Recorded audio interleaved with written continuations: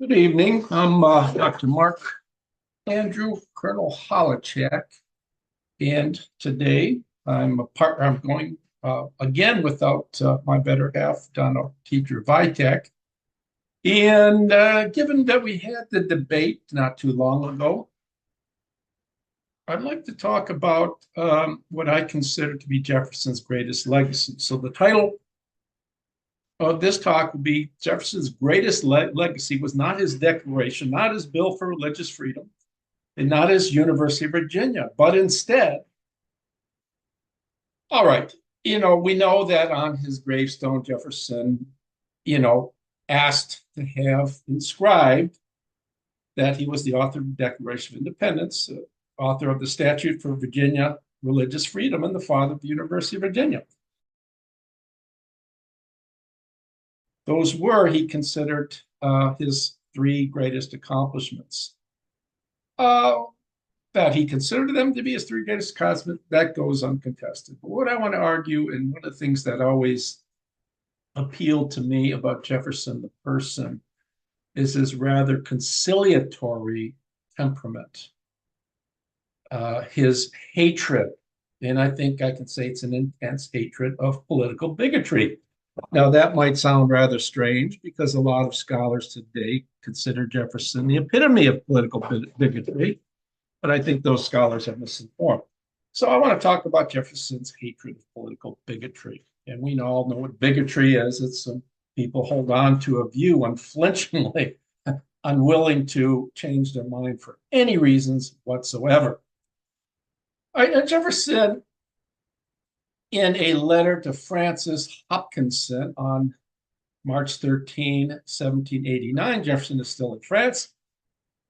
Hopkinson asks Jefferson about his political affiliation, and the problem here concerns whether he thinks Jefferson considered himself a Federalist or an anti-Federalist. A Federalist meaning someone who is for ratification of the new Constitution. The anti-Federalist, someone who's against it.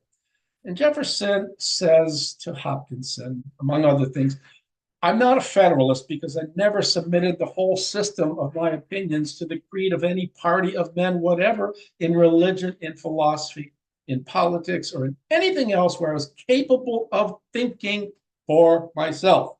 And I can't underscore that, thinking for myself. Such an addiction is the last degradation of a free and moral agent. If I could not go to heaven but with a party, I would not go there at all. One of my favorite lines from Thomas Jefferson, one of my favorite sentiments, I should say, because I think it epitomizes his thinking, and it shows him the founder of the Republican political party, to claim to being not partisan at all. And I consistently maintain that that's the case. Jefferson, the founder of the Republican Party, was not a political partisan. How can that be? In 1797, while Jefferson is head of the Senate as vice president, he writes to Edward Rutledge, and he complains to Rutledge of the political climate of his time. He has come back from France, and he sees enmity, intense hatred between Republicans and Federalists, a sort of hatred that he had never seen before.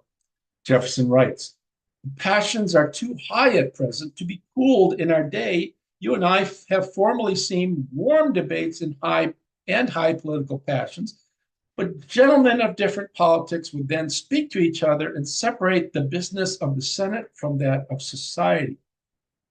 It is not so now. Men who have been intimate all their lives cross the streets to avoid meeting and turn their heads another way, lest they should be obliged to touch their hats, to acknowledge, in other words, acknowledge the presence of the other. This may do for young men with whom passion is enjoyment, but it is afflicting to peaceful minds. Tranquility is the old man's milk. So what he's stating here is that the passions is that of the extent to which the Federalists hold on to their principles of thick government, and the Republicans are embraced, thin government, and so forth, and all the other trappings of republicanism and federalism, men are so holding so tightly to these convictions that they cannot even say hello or even acknowledge the presence of someone from the other party, right? Now, Jefferson and Hamilton, of course, were responsible in large part for formation of the two parties, the bickering between the two as members of George Washington's cabinet. How can that be if Jefferson was not partisan? Well, I've always argued in the past that Hamilton was consistently arguing for political space, strong, centralized, discretionary government that would be politically efficient and effective, apropos of with respect to domestic and foreign affairs. Jefferson, in contrast, was arguing for philosophical space, right? Now, for Jefferson, the mutual demands of Lockean atomism, Lockean liberalism, freedom from government intrusion, regard for rights for all people, the right of revolution against tyrannical government, and so forth, all the things that follow from free and equal, considering people as free and equal. That Lockean liberal aspect of Jefferson thinking, as well as the republicanism that he drew from the Greek and Roman philosophers of Plato's day and of the Roman Republic, people like Cicero and so forth. So Jefferson, a lot of people think he was either one or the other. I have argued no, and I call my view liberal eudaimonism, meaning the political entity, the polity, is not any more important than the collection of individuals. In other words, a political entity thrives if and only if the individuals thrive and the polity thrives. So in other words, when a polity or political state thrives, then all the individuals will thrive, or mostly so. And when all the individuals are mostly so thrive, then the polity thrives. So they're both mutually entailing. So what did Jefferson think of the political bickering of his day? Here I draw from something he says to John Caroline on June 1, 1798, right? He says, if on a temporary superiority of the one party, the other is to resort to a schism of the Union, no federal government can ever exist. If to rid ourselves of the present rule of Massachusetts and of Connecticut, we break the Union, will the evil stop there?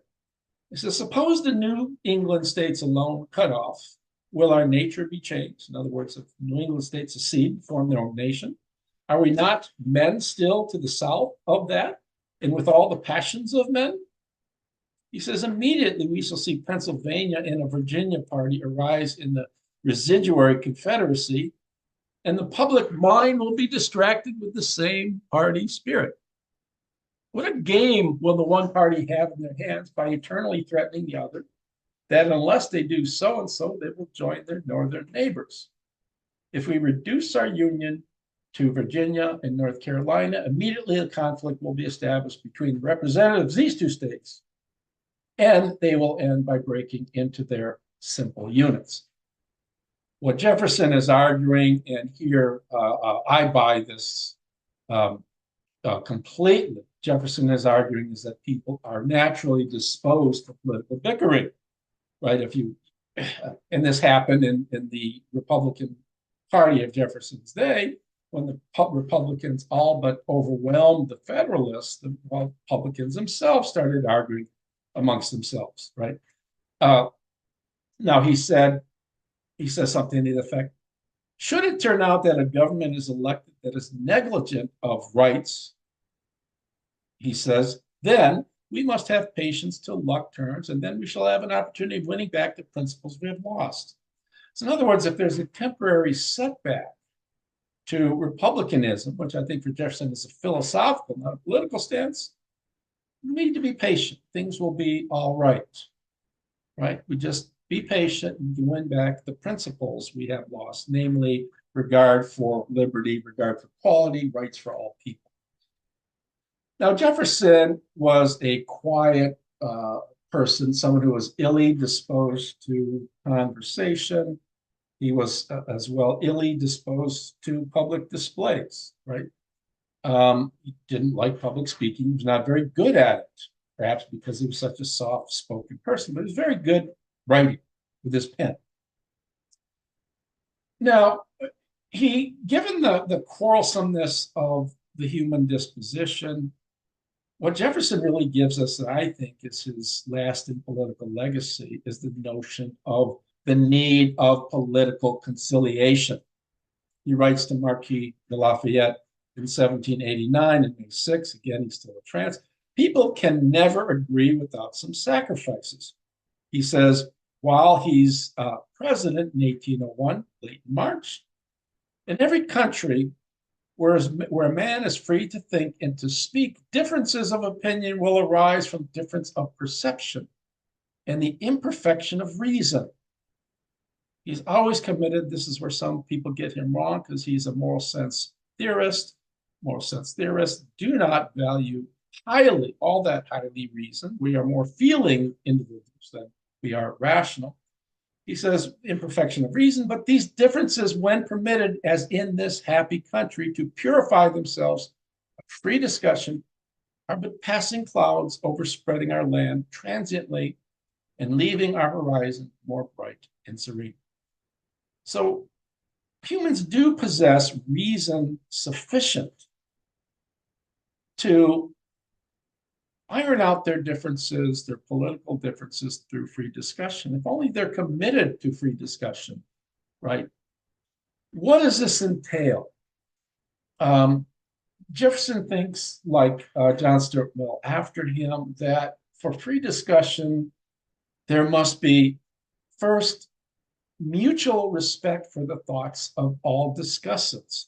And secondly, and this is, both of these we do not adhere to, a willingness to concede that one's own thoughts might be wrong. We enter today into political wranglings, not discussions, with the view that our own perceptions are infallible. And generally, we base them on a candidate from one party or the other. This Republican candidate speaks nothing but the gospel, or this Democratic candidate speaks nothing but the gospel. All I have to do is parrot the views of this person, and I'm not going to discuss this with you. You either agree with me or you don't, and if you don't, you're wrong. Right? Consider, though, what Jefferson did in his first inaugural address, which I've said, and I continue to adhere to this view, as his greatest political writing. Now, Jefferson survived the muckraking in his campaign for the first office. Now, he didn't campaign at all. Other people were doing it for him, stayed out of the picture, and he was elected president. Everybody thought that in his first inaugural address, he'd go right after the Federalists and John Adams. John Adams, we recall, didn't even stay to see Jefferson's inauguration. He was so upset about losing the presidency. Now, they thought he was going to discuss the Sedition Act of Adams' presidency, as well as the midnight appointment of judges, that, something that angered Jefferson quite a bit. He didn't. He said instead, in an eloquent, almost foudroyant manner, every difference of opinion is not a difference of principle. We have all been called by different names, brethren of the same principle. We're all Republicans, we're all Federalists. If there be any among us who would wish to dissolve this union or to change its Republican form, let them stand undisturbed as monuments of the safety with which error of opinion may be tolerated where reason is left free to combat it. Now, Jefferson is saying, look, what Jefferson is saying here is we're fighting amongst each other. Why? Certainly there are political differences, and they have to be. I mean, this is going to be because of the nature of people. Let's get on with it. Let's forget our differences and work together towards good governance. Now, these problems I bring up because I think the nodi today, the difficulties, the problems are one, we have no respect for reasoning. Reasoning is greatly misprized. I taught logic for over the course of 30 years in philosophy, and I just see people having no respect for rationality, no respect for vetting data when you debate. This goes with both parties, and saying whatever they want, not being held accountable for speaking falsely. And again, as I said before, few people enter in political discussions if they enter in discussions with the thought that they could be wrong. It's like it's like Coke and Pepsi. If you like Coke, you might have a taste test and someone shows you that Pepsi tastes better, but you're going to go on drinking Coke because you just Coke is better. Okay, so we have Republicans engaging in discussions with Democrats and Democrats with Republicans. And with respect to discussion, there's no rationality involved. The Democrat asserts that his views are correct. The Republican does the same. There's no attempt to think, could I be wrong? Could the other person be right? Or should I rethink, my position? The ancient Greeks and Romans, and we owe such a great debt to them for our own, democratic principles today, had a practice of arguing in Latin in utramque partem, which meant if you want to be a thorough debater, an intelligent person on an issue, you need to look at both sides. You need to argue as effectively as you can for the position you believe is true. Then you need to take the contradictory of your position and argue as effectively for that as you can, to argue both sides of a story. A practice that I think should be implemented right in academic institutions and practice today. So Jefferson's greatest legacy, I maintain, is his notion that republicanism is not viable unless there is cool, reasoned discussion of differences of opinion. As the great Greek philosopher Socrates always said, this is a wonderful opportunity when you discuss issues, right, to trade off falsity for truth. If it turns out I'm wrong, then I've gained by entering a discussion. Someone proves me wrong because I've lost my false views and now I can see the truth. For any thriving political entity to make progress, there must be, and this is Jefferson's greatest legacy, commitment towards conciliation. Even if the views I'm espousing are true and my opponents are false, sometimes I still need to reach a middle ground, conciliate, so that we can gradually work towards an understanding that the view I'm holding is true, or if the view I'm holding is false, then I can be gradually convinced through conciliation, conciliatory measures, that the view I'm holding is false. In this election year, I've noticed in attempted discussions with people on both sides of the political spectrum that there is no such thing as reasoned discussion, right? I'm not partisan like Jefferson. I'm not Republican or Democrat. And I say that for the same reason Jefferson said he was nonpartisan. I can think for myself. And when you tell people that, they get even more irate that you're neither a Democrat or a Republican. If the person with whom you're discussing is a Republican, they get mad at you for not being a Democrat. And if you're discussing with a Democrat, they get mad at you for not being a Republican. They get mad at you for thinking for yourself. Like Jefferson, I agree that political partisanship, to use his own words, is an addiction that is the last degradation of a free and moral agent. It's the surrender of personal autonomy to governmental authorities who decide for me, whether Republican or Democratic authorities who decide for me what's in my best interest. So all I have to do is, when someone says something from one party, if I'm affiliated with that party, I agree with everything they say. I don't have to do any thinking. It's very convenient.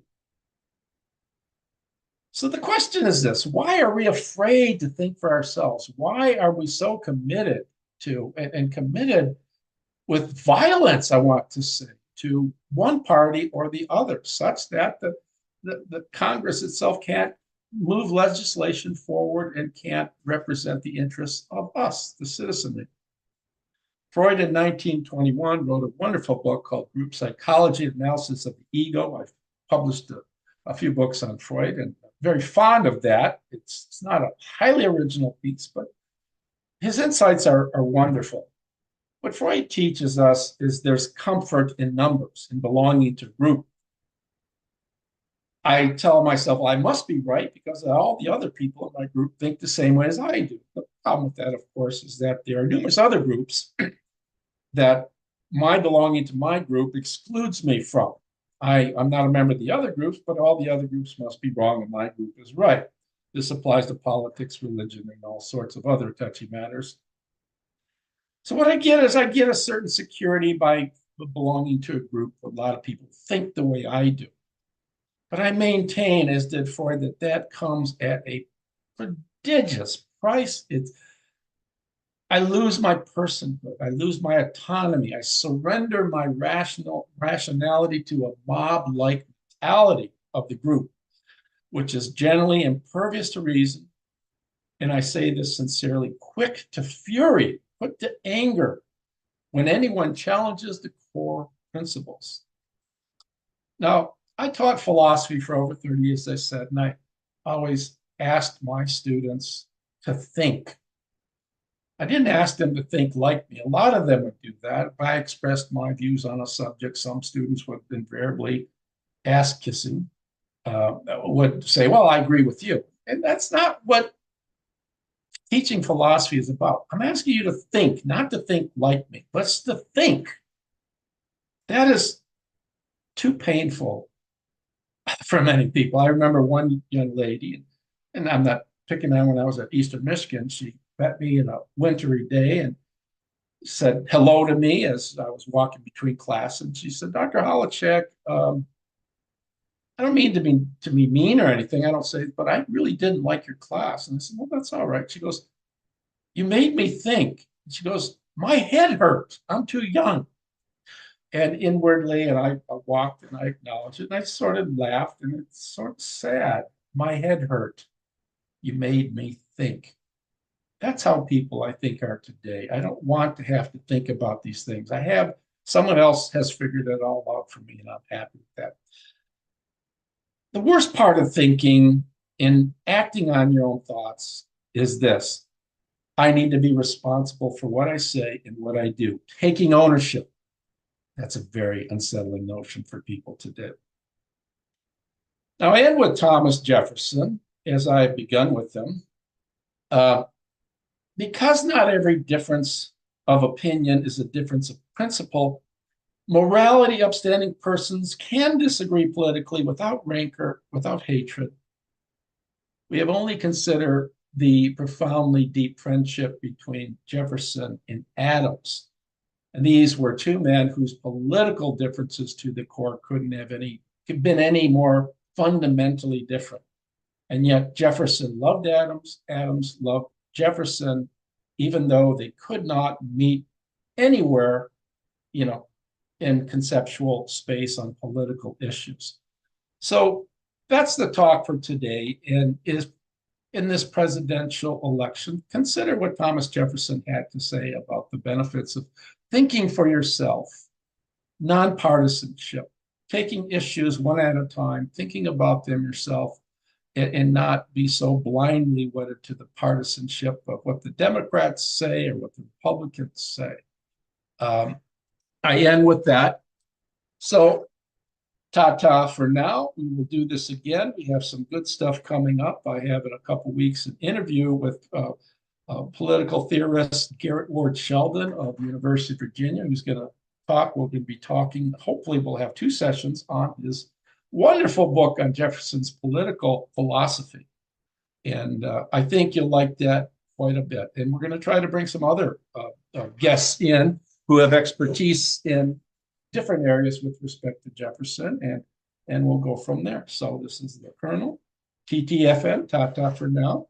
And we shall do this again next week. Thank you.